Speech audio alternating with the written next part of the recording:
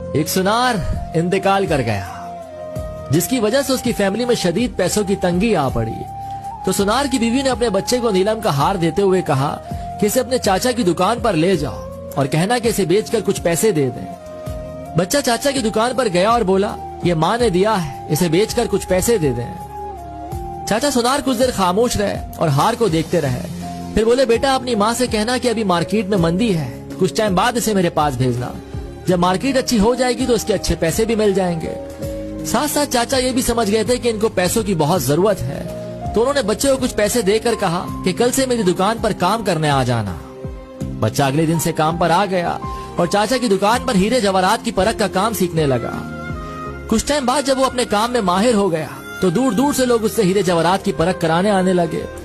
तो एक दिन चाचा उस लड़के से बोले, अभी मार्केट अच्छी है तो अपनी माँ से वो नीलम का हार ले आओ।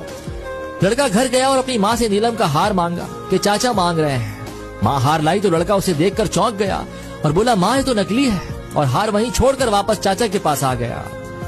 चाचा ने पूछा, हार नहीं लाए? तो कहने लगा, वो तो नकली है, लेकिन आपने मुझे उस वक्त क्यों नहीं बताया जब मैं पहली दफा उसे आपके पास लेकर आया था?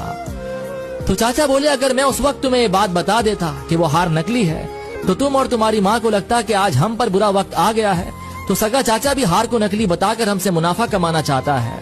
लेकिन आज तुम इस लायक हो गए हो कि तुमने फौरन उसे परख लिया कि वो हार नकली है।